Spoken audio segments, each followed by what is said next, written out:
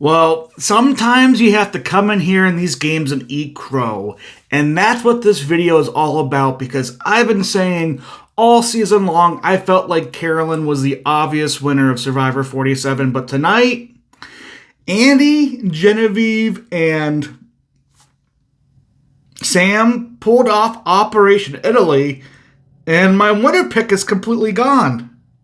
Was this the best move of the new era? Let's talk about it here.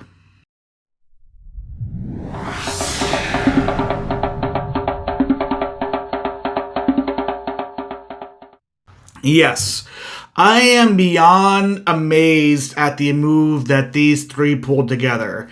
Andy coming together with Genevieve and Sam and creating this fake idol distraction that causes Teeny, Sue, Rachel to split their votes, I just think worked very, very well.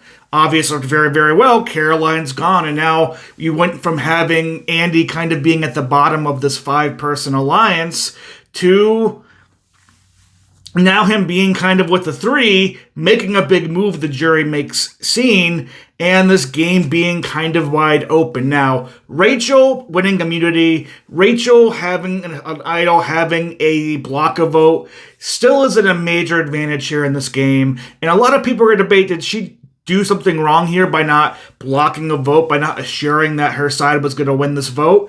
And my answer to that is simply put, no. I think Rachel needs to keep that for herself. Caroline, for her, was actually somebody who could be a jury threat in the game. And as much as it sucks that, she lost an ally, and, between Rachel, Teeny, Carolyn, and Sue, it's now 3-3. I still think there's a lot of wiggle room and a lot of way that she's protected to herself to get to the part of the game where all she needs to do is win a fire-making challenge, and she likely wins this game. What this does open the door for, though, is I think we have three people in this game remaining that have no chance at winning based off their edit. Teeny getting a very overly, complainy type edit, sore loser type edit here, drops her out of the race for me. Sam as well getting kind of the villain edit of why did he pick Genevieve to go on this reward. I don't see Sam winning any jury votes. Maybe he's a 0-vote finalist at the end. And then Sue, again, kind of the same thing as Teeny. I don't see any winning value in Sue, which leaves us with three contenders left. You have Rachel, who is the major frontrunner for Big Brother, for Survivor 47 here, has the idol, has all the power play, is the show's recognized top player.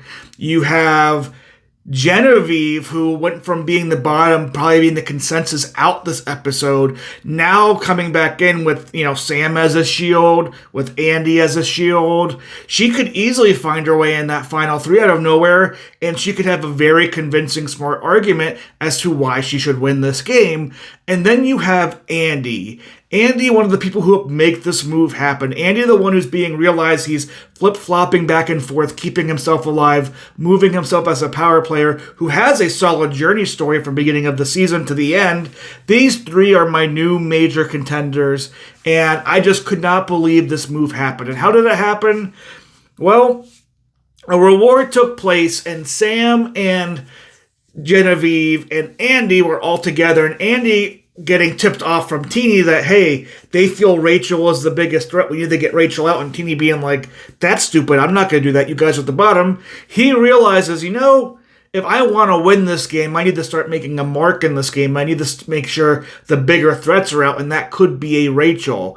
They come together, have a great idea of making a fake idol, which forces everybody to split their votes. That way they have to make sure Sam or Genevieve goes out if the idol gets played. And you end up with this really great vote split of 2-2, and then the three, Andy, Genevieve, and Sam, getting out Caroline in that vote. And I just think those was a fantastic move for all three competitors because Genevieve and Sam were at the bottom of their group, and Andy had no winning criteria, no winning maneuvering, no winning, I think, equity until this move happens. Now, it's likely that Andy could get turned on and maybe Andy gets booted in these next couple episodes, but he is at least making a play to win this game rather than just being dragged along and being, pagonged when it's his time. And this was a move I didn't necessarily see coming because the strategy in this game and that group of five felt very strong and assured. Andy's been a pretty emotional player throughout, and he's somebody who really didn't want to, I think, go back with Sam, but seeing this take place, seeing Sam apologize was just great. Genevieve, for me, this puts her right back into the game. I think she can take credit for this move just as much as Andy, just as much as a Sam.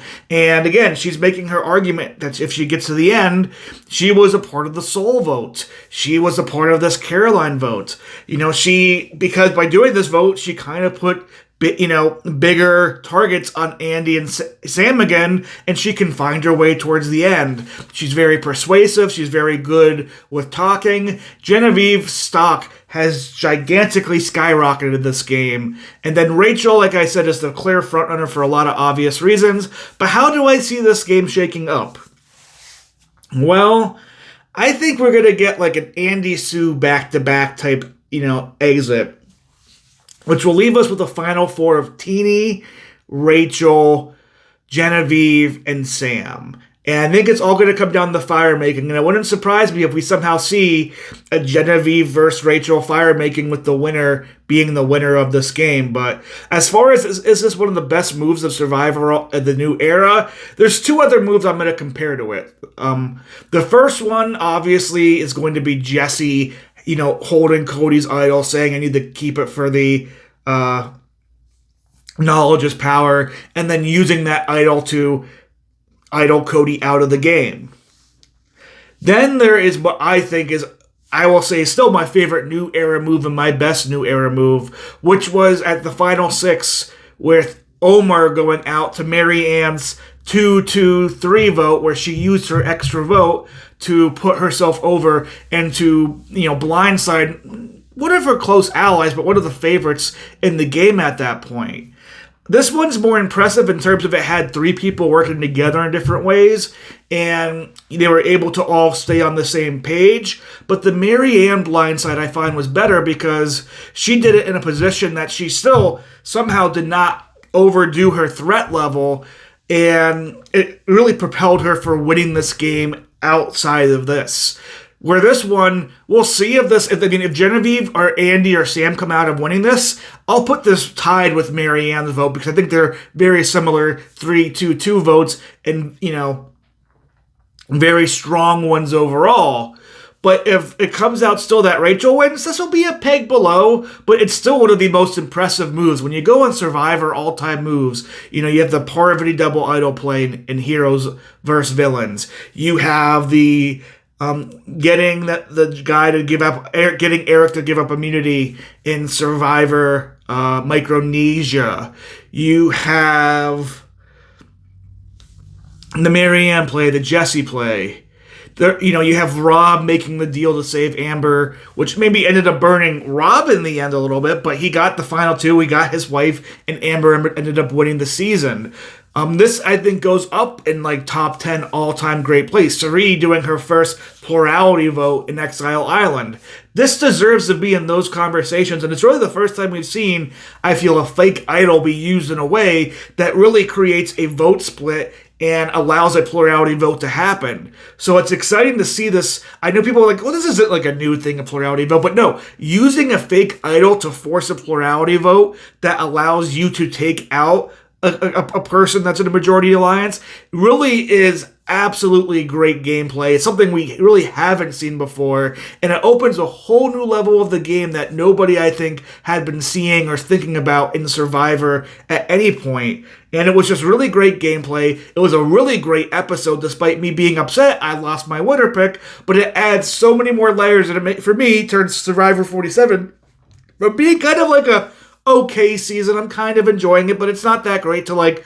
I am now excited for these final 2 episodes to see who wins this game because I have no full idea what is going to happen, and people who I discounted as out are now very much in the game and have a shot at winning. But tell me in the comments down below, was this the best move of the new era? Who do you think is taking Survivor 47? And if you are on Team Carolyn like me, or you thought I was crazy reading Team Carolyn, tell me in the comments below. Make me eat my crow. But I'll see you next week as we head into the penultimate episode of Survivor 47, and we can just enjoy the end of the season and figure out who's going to be our next sole survivor.